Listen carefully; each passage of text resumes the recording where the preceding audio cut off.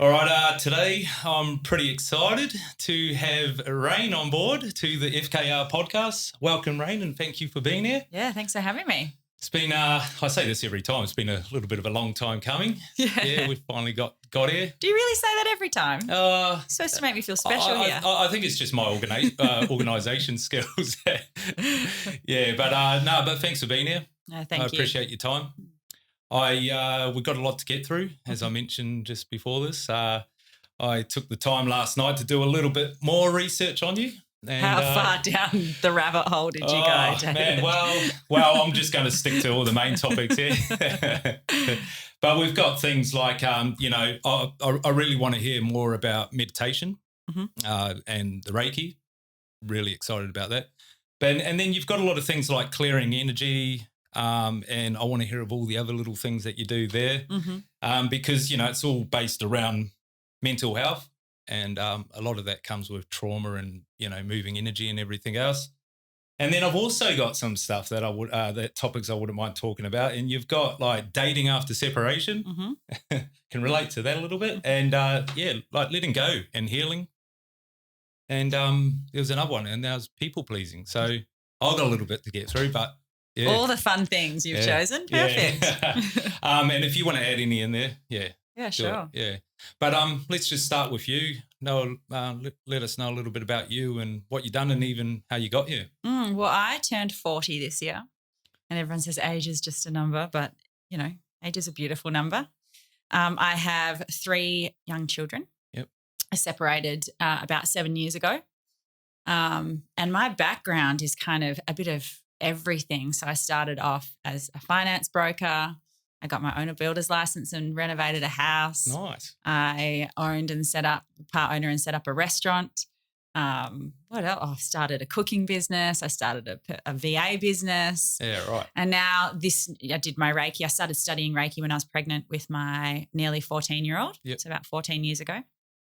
And didn't do a lot with it up until I started seeing clients about 3 years ago now. And I've since become a Reiki master. And my business myself is starting to, it is my passion.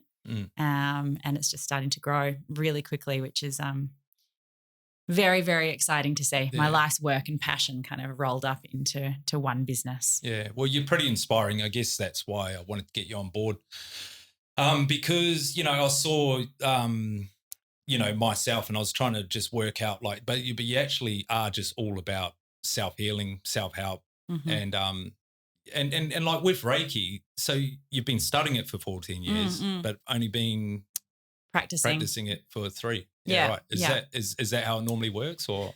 Not really. I think, things come into your life in perfect timing, and I had started seeing a Reiki therapist probably about 15, 16 years ago, and I've seen my Reiki master, probably every 4 to 6 weeks ever since. But give or take, when I was having newborns and had a little bit of time off here and there, but everything that it gave me, it just literally saved my life. It made sense. With all the, counseling that I'd tried and everything that I'd gone through, Reiki just made sense. Yeah. It's an intuitive counseling session working with energy. And for me, as I said, I've said it just a few times, and it just made sense. It just worked. Yeah, cool. So I'm just gonna be honest here. I know fuck all about Reiki, just put it short.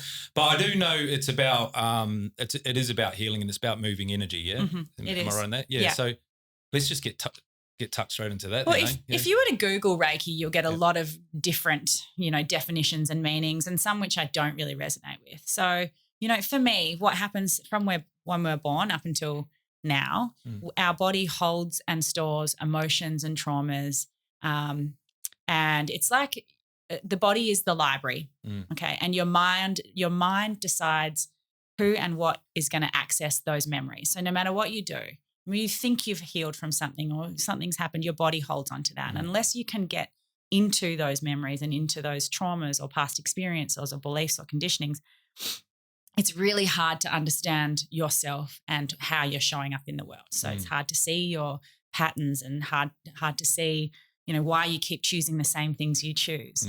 So for me, Reiki is just the portal that starts opening up all those doors. Sure. It quietens the mind, it channels universal energy, and it starts opening up, chakras and blocks and traumas that have been held in the body for a long, long period of time. Yeah, cool. It's funny we talk about this because I feel like everyone that I interview is very similar about getting right into that childhood type trauma stuff, and it's about getting through those blockages of, is it the subconscious mind through the conscious mind or the higher self? And I guess the question that I always ask is like, how do you know when you're ready to go and do something like Reiki, Yeah, it's interesting because, a lot of Reiki therapists will literally put people on the table for an hour, and they believe traditional Reiki is an hour session on the table, hands-on, no talking, just literally channeling energy and let the energy do what it was. Sure. And what it does. And scientifically, everything's vibrating at a different frequency. So in that aspect, what Reiki does is it levels the energy, it gets the vibration back to that peaceful state that heals and that opens the mind and the systems, for healing. Yeah, right. But how do you know? There's lots of ways. You can hit rock bottom.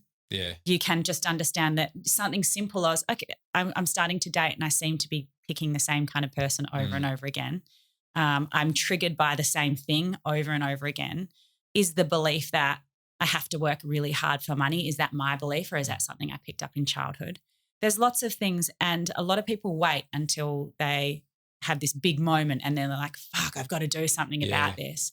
Whereas it doesn't actually have to be that way, and which is, all this inner work and inner healing and these buzzwords and shadow and child, inner child, it's all great, right? But not everything needs to be investigated either. Not everything needs to have a core wound or a core meaning. Yeah. Sometimes you just need to open that path to, okay, I'm creating that over and over again. I don't really need to know where it's coming from, but I'm going to choose differently this time. Yeah. And what energy work and Reiki and intuitive counseling does is it just opens those doors. It opens those doors for self-inquiry, for self-assessment, for you to be able to say, okay, what am I choosing and why? Yeah. And do I want to choose differently? Yeah, I do. Okay, well, let's put those steps in place. And sometimes it is a little bit of like, this is what I want. I can't quite get it, but you're not really willing to sort of change anything within yourself to sort of get there. So I guess this is just, if you're at that sort of stage, it's a great opportunity to probably go and try this to break through a few old habits. Well, everything begins and ends with us. Yeah. We can change and get triggered by and distort our outer world to make us feel so comfortable, but it's not sustainable, and that's not looking at ourselves. Everything begins and ends with us. We must own our experiences, own our reality, own the fact that we have choices, and be empowered by the fact that you can choose differently. And sometimes it does take guidance. Yeah. And I've read all the books, every single book. I've done the quotes and shared and meditated, but it wasn't until I started to actually connect with someone that could like shine a light on my shadows and things that I couldn't see, or maybe my conscious mind wasn't willing to see, true. that I really started to go, oh, okay, I get that. Yeah. It's just about being open. I don't know if it's about being ready. It's about being open. Yeah. I know with my journey, and also particularly coming from a male's point of view, I didn't really start to heal with a lot of this stuff until I became vulnerable. Like actually just becoming, vulnerable, putting my guard down, and also being accountable is a good word as well. Like being actually just going, oh, this is what fucking going on. Well, well, this is what's happening in my life, and being open and honest with yourself about it, and because So do you need like intentions though? Like as such, like, I mean, if you were to say have a client come through, would you be saying like focus a little bit about on bringing in the tension? No. So sometimes you can unlock things that we don't even know that are. Well, it's more just an open forum. So for instance, I had a client today, a male client actually, who came in, and it was like the moment he stepped into my space, you could just tell he just started to well up, and he sat down on the couch and he's like, oh my God, I don't know what, and he stopped, he's trying to wipe his eyes, like, this is a safe space. Yeah. Just be however you need to be here. Yeah. And he much wept the whole way through until I got him on the table and we started doing the energy work. But I'm like, why are you holding back? Yeah. Like why? And he's like, oh, because it's time that I let go. But you can't actually let go without going to that space of feeling where it's coming from. And especially with men, it's really unsafe to do that. because I feel like being in a woman's presence, especially, a lot of women are like, please be vulnerable, please do this. And then the moment the man is, they're like, oh, fuck, I don't know how to deal with this. Can you just stop doing that now, please? Like, oh, I don't know. Who even are you? You know, like they think they can hold space. But unless the woman has done her work and unless she is self-aware and able to hold space, then it's always going to be a really tricky situation for a man to be vulnerable in her space because they're going to go, oh, I don't really know what's going on. So I think what happens, especially with my male clients, is they just are able to walk in and I'm just like, let it go. There's no judgment here. Cool. It's funny you talk about being he was at that point, because I can remember a part of my life at the very beginning. I just felt like I was walking into these sorts of places. I've done all sorts of different types of, healing things and self-help or whatever you want to call it. But I can remember being at this particular, it was with Jen. I actually interviewed her. I interview her quite a lot with all different sort of topics. She's been my life coach and counsellor for like the last 8 years. So we do regular podcasts, but I can remember there was a point with her because with my childhood and like losing my mum, I never really grieved with it. But it's funny, like when you say about that guy, I just knew it was there. It was almost like this. I'd squashed it down for so many years. And it just got to the point where I'm like, man, I'm fucking ready. It's here. It needs to come out. And being in that safe space is super important.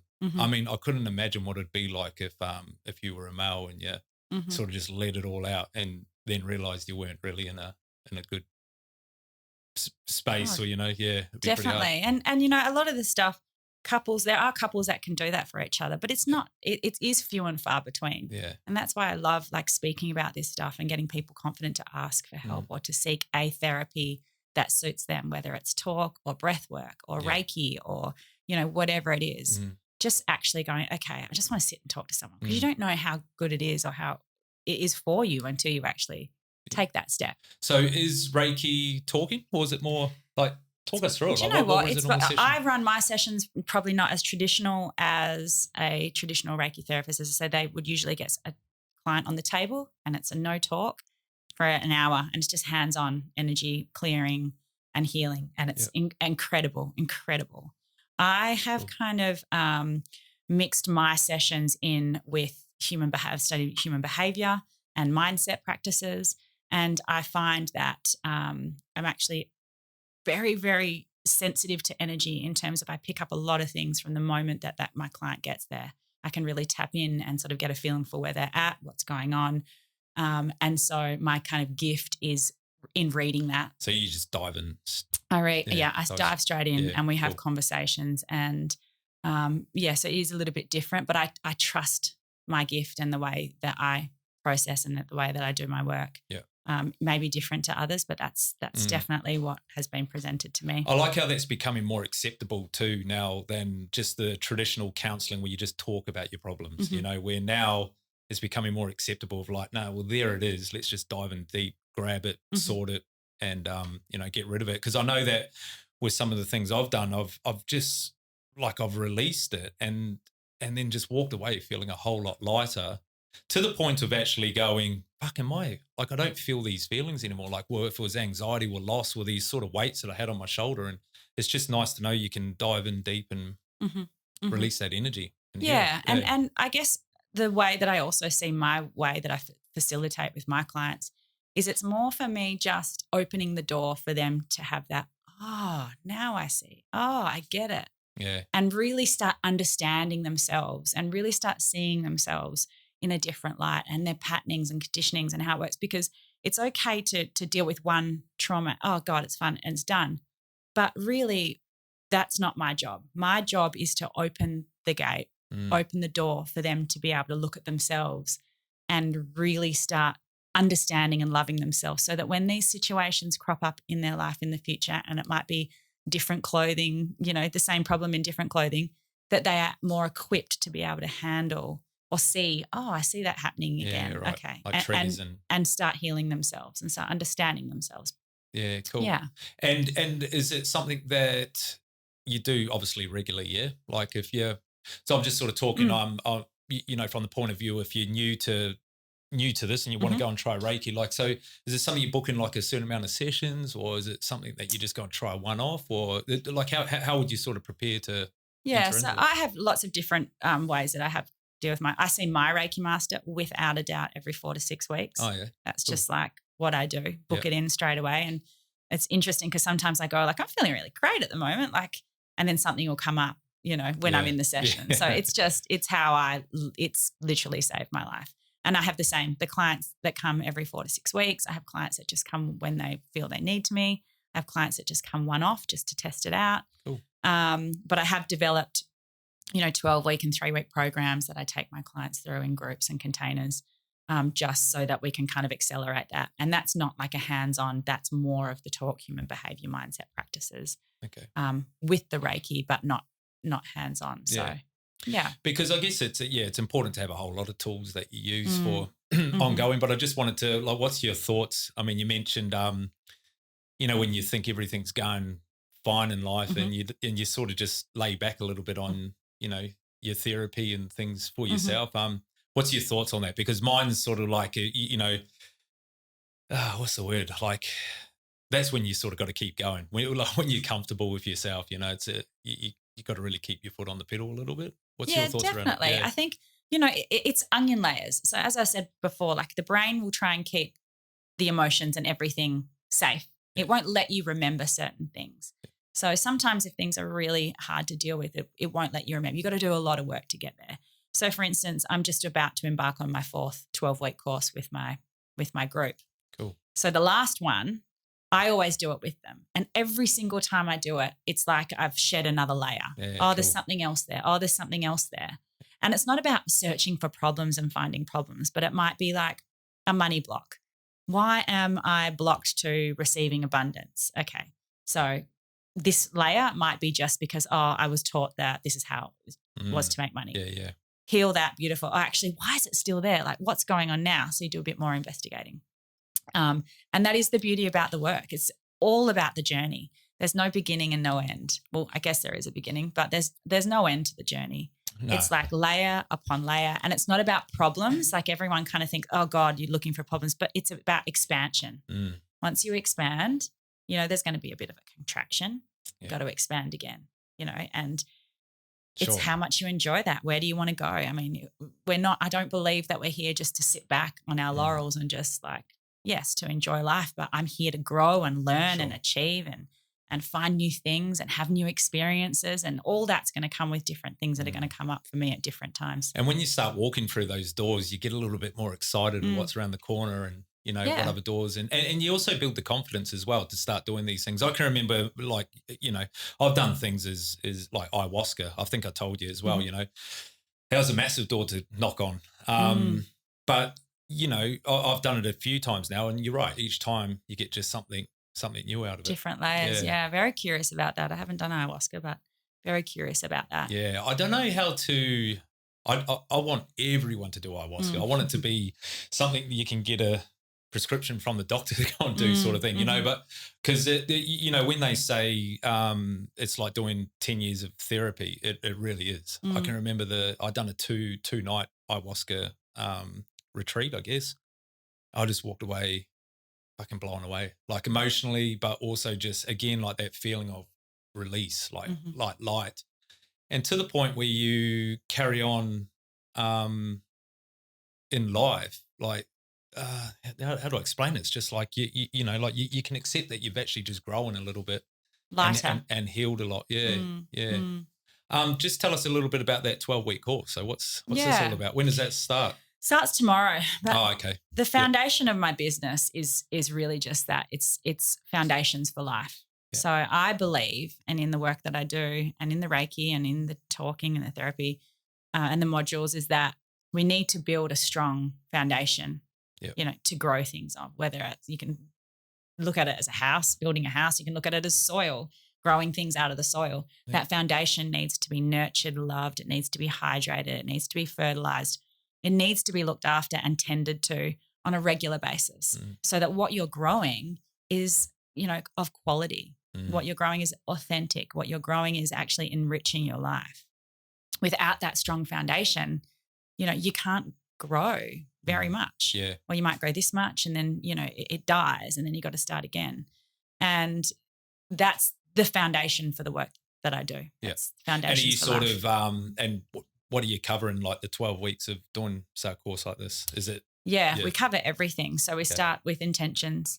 A lot of people that come with, I'm really passionate about authenticity, another buzzword at the moment. I'm really passionate about manifestation, another buzzword. Yeah. But it all does come down to, your self-worth, your confidence. Who are you?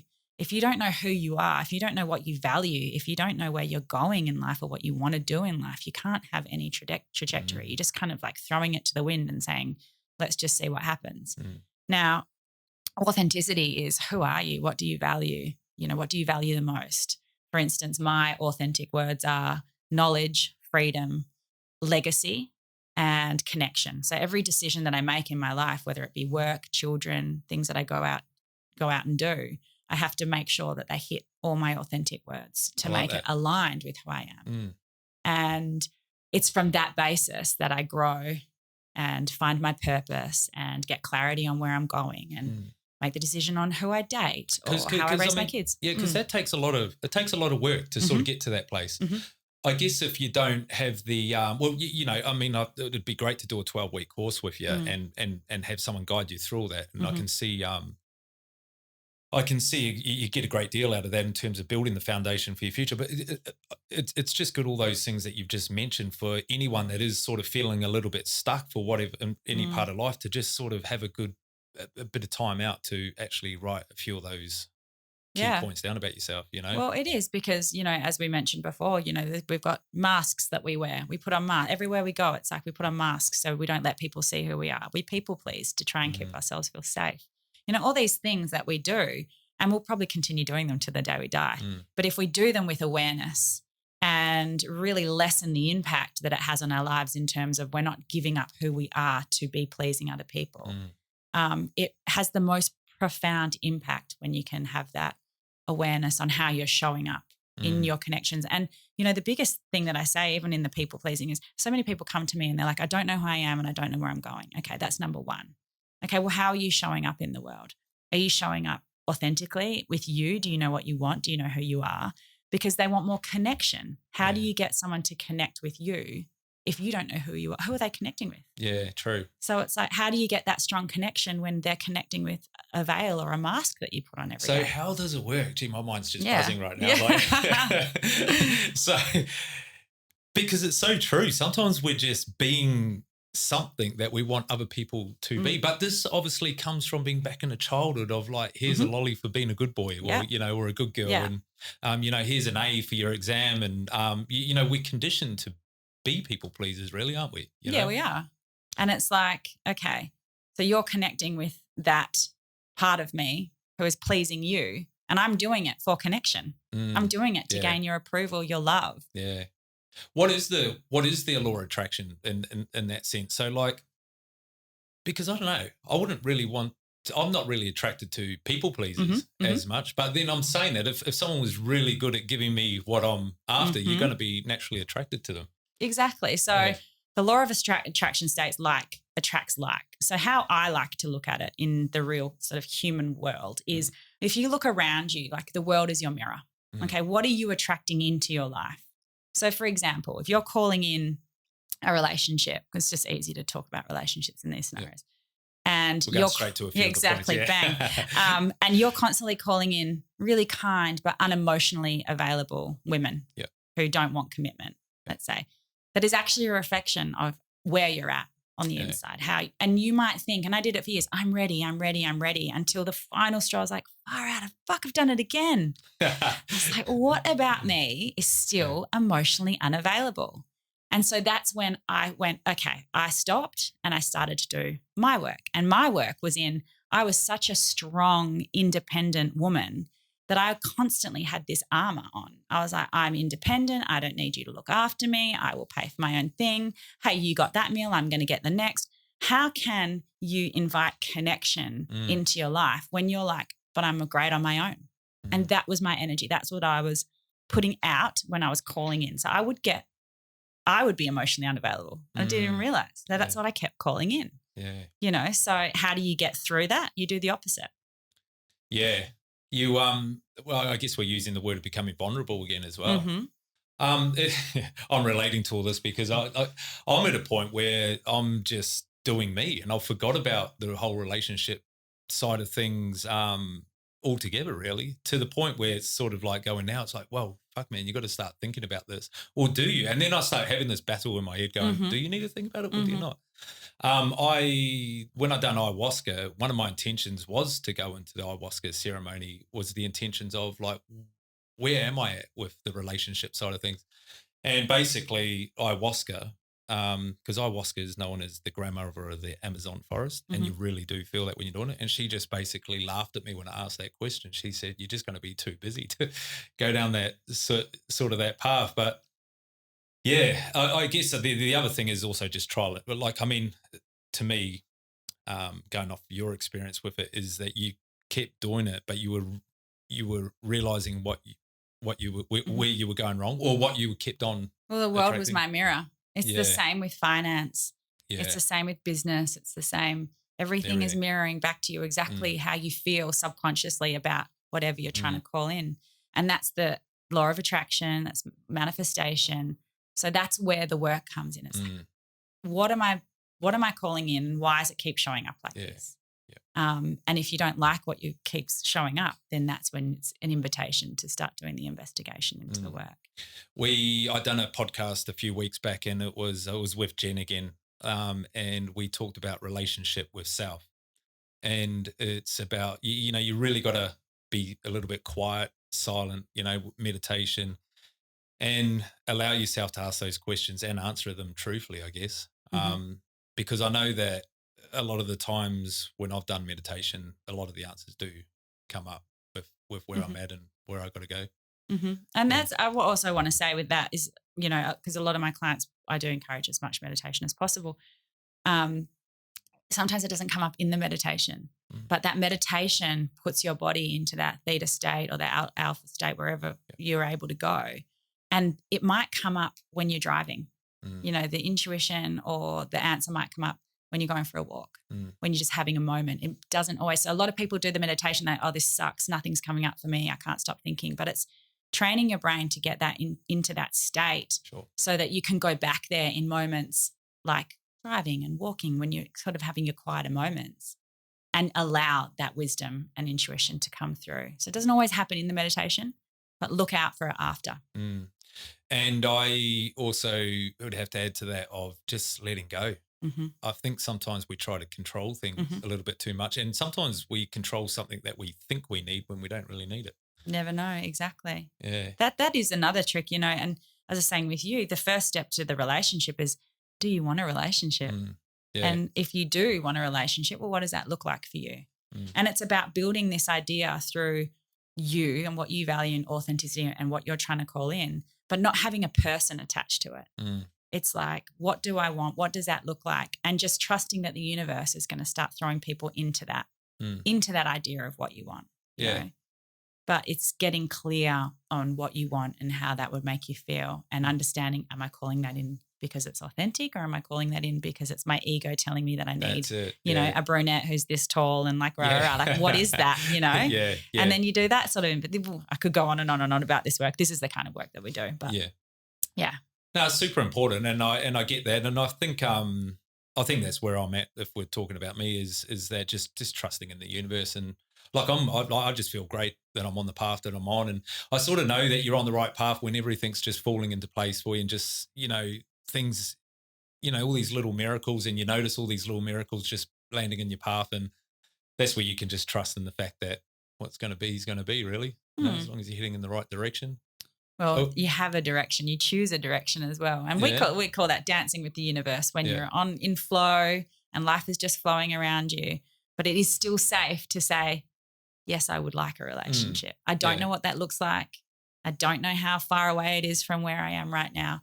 But at some stage, I do want a relationship. I want it to look like A, B, and C. And I think like that with anything else, you sort of do have that direction, don't you? But I think, again, just like letting go, I think the more you try and control something or force something to happen, the less likely, you're going to get what you want, or maybe end up with the same old partner or the same old job or whatever it may be. Yeah.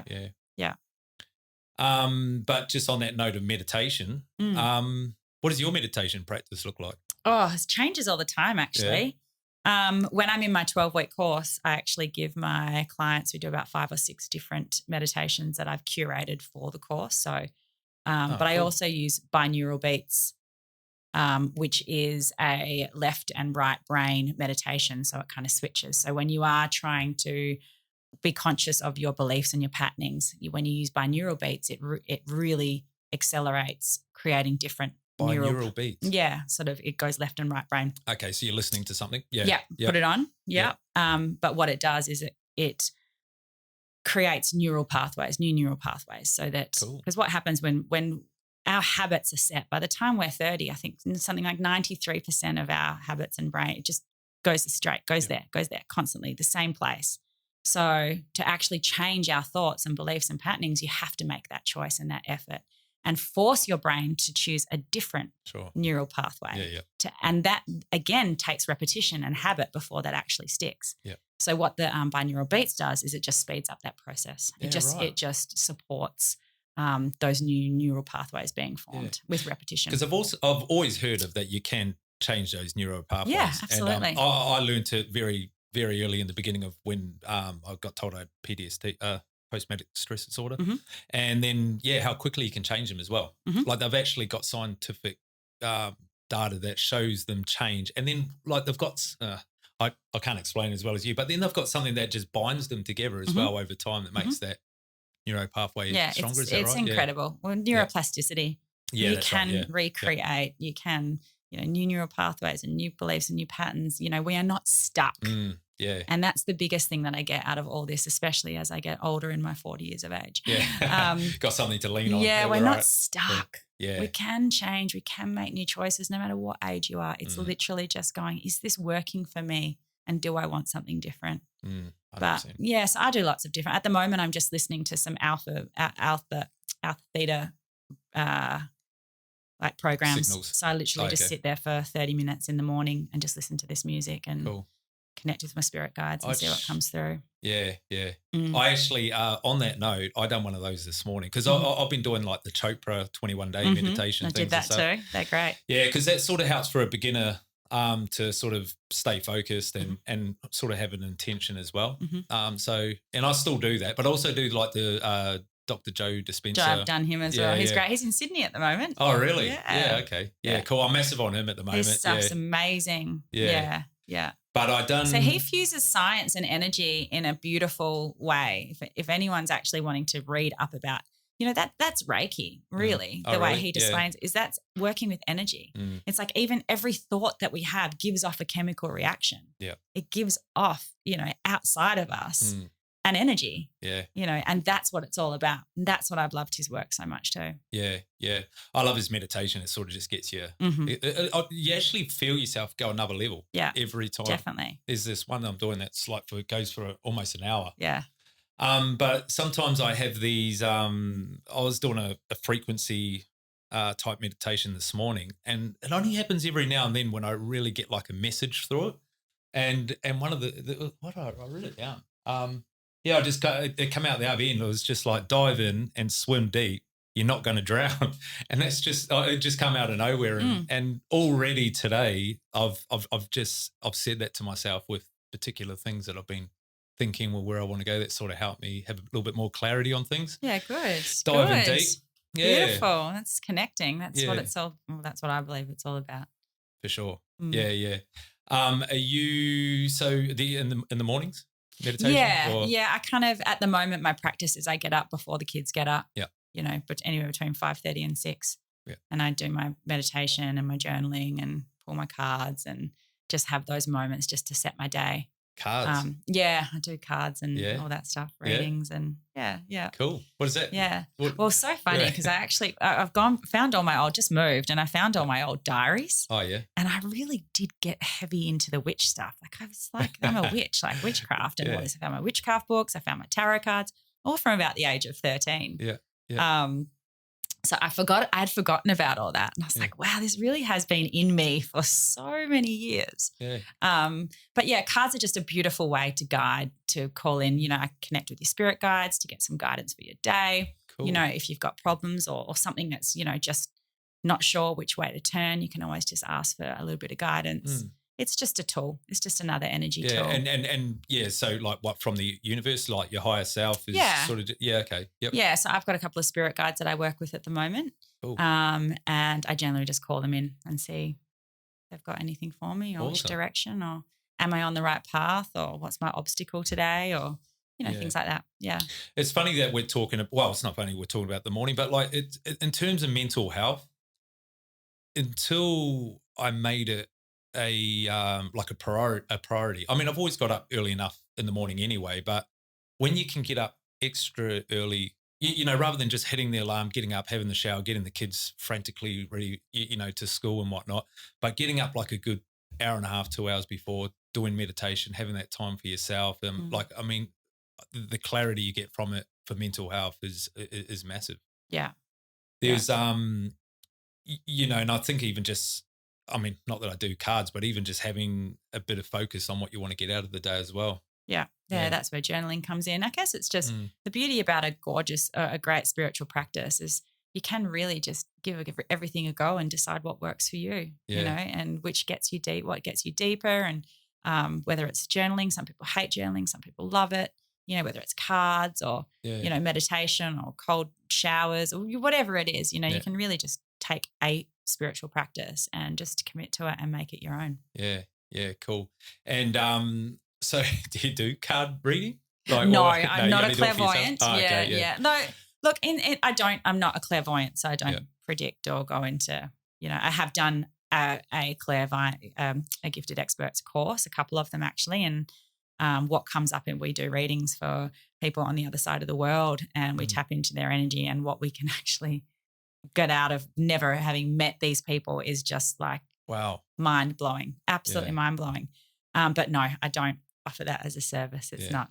I prefer doing what I'm doing at the moment. That's just kind of like a little tool in the back of my pocket that I can enjoy and tap into sometimes when I feel called to. But so, just talking about services. So, what do you? If people are looking at what you offer, I mean, how do they get hold of you? I know that you do a lot of online stuff. Yeah, so I do. So myself is just sort of building at the moment. My number one thing is I offer in-person Reiki sessions. I do offer some over Zoom, but I don't do a lot of those. I prefer the one-on-one. What Reiki sessions? Yeah. Okay. Yeah. Right. Yeah. That's where that gifted experts course came in, just being able to tap in. And it was brilliant. I do, one-on-one coaching. So I've got like 3-month and 1-month coaching programs where I just still like work with a client one-on-one, and we can touch base Monday to Friday on Voxer.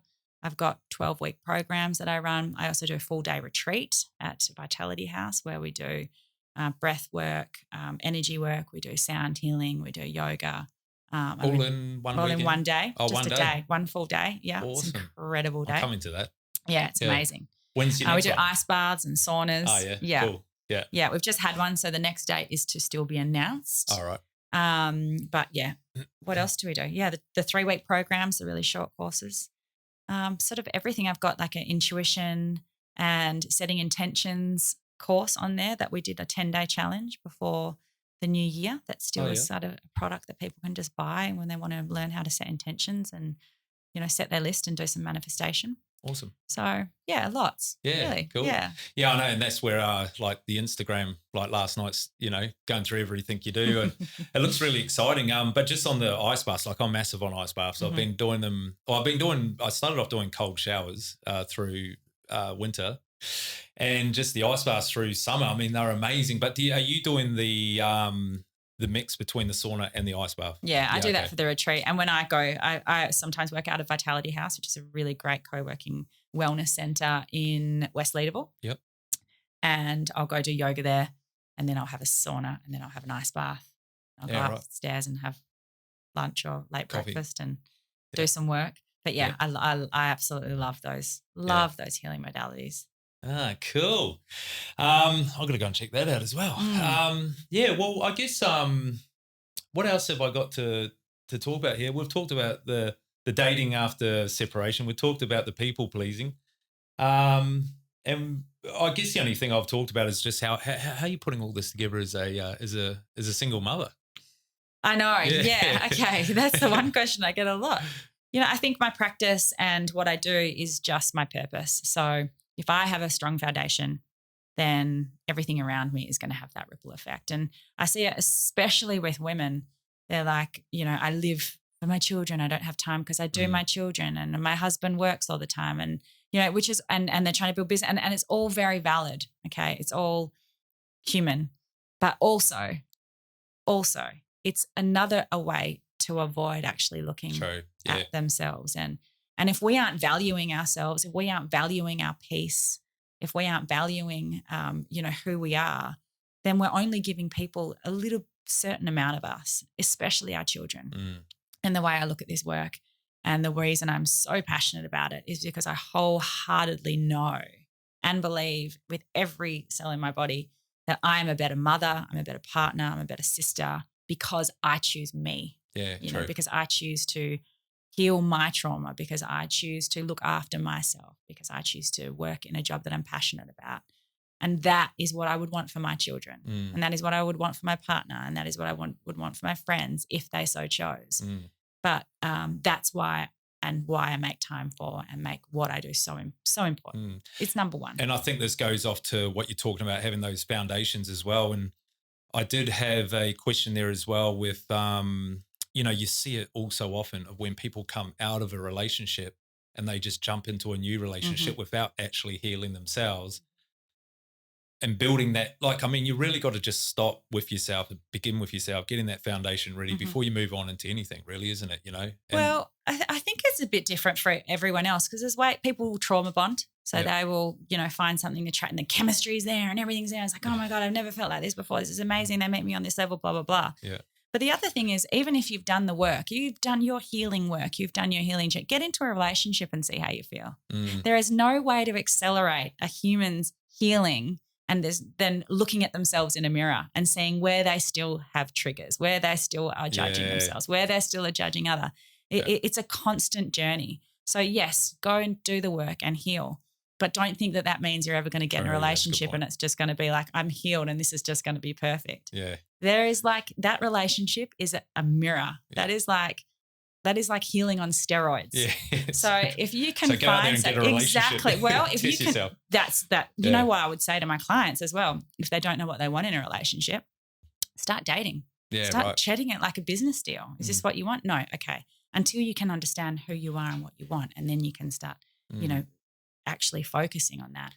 But it's the whole relationship after divorce or separation.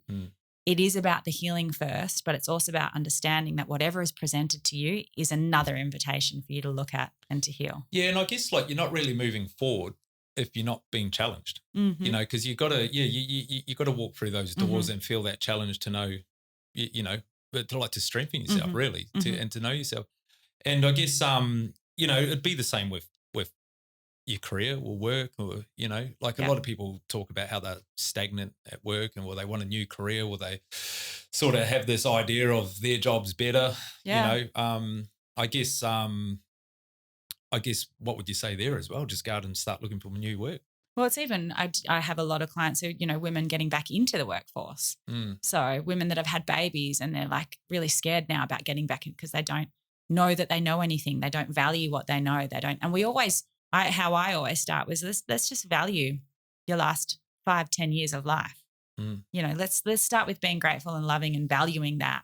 Yeah. And then we start working on, again, it comes back down to who are you authentically? What lights you up? What are your words that you're going to live by? And then it starts to peel open doors to calling in a job that they value, that they feel valued in. But that is the scary thing, to try and step into something when you haven't done any work on who you are. Yeah. And it's the same with retiring. I had a gorgeous woman in my last 12-month course a 12-week course who literally just signed up because she was retiring and she was scared. And she didn't want to be a homebody and she didn't want to just cook and just didn't want to clean. Yeah, that's interesting. And so we've just done so much work with her in that 12 weeks. And she's the happiest. Yeah. She loves it because we changed the idea of what retiring meant to really align with who she was and what she valued. Yeah. Her ability to coach basketball, her ability to do other things, outside of just the idea that being home and not working meant you were just home and cooking and being disrespected. And it's all fear-based, really, isn't it? You know what I mean? Like, Yeah. I mean, it's all the unknown. I guess now, I mean, we all look at retirement as an exciting thing, but I guess it would be like, especially. Well, it is actually proven the brain prefers to keep you in fear than it does allowing you to step into the unknown. The fear is a lot safer for the brain to keep you there. So it'll keep making, are you sure? It'll just keep making excuses. Right. You have to push yourself to get what you want. Nothing's just bang. You've got to push yourself. You've got to go, okay, this is what I want, or this is where I'm going, or I want to heal that. This isn't working for me. You have to make that choice. Yeah. Being in a comfort zone doesn't necessarily mean you're comfortable. It's just familiar territory that you're used to, you know, and you got to fight those fears, man. Yeah, for sure. Oh, definitely. All right. What else you got to say? I could sit here for hours and talk about this stuff. I'm just like, we could have a wine next time. Yeah. Beer. Yeah. Oh, I could honestly talk for hours about this stuff. Yeah. Well, I'd love to have you back on board, and I'm sure there will. I mean, this is just an introduction to what you do. I really appreciate you coming on. Thank you for having me. You've shared a lot about yourself and what you do, and those who are going to be listening to this, I'm sure they've got something out of it. So thanks for being on board. My pleasure. Yeah. Until next time. Let's do that. Let's manifest a next time. Yeah, sure. Yeah. For sure.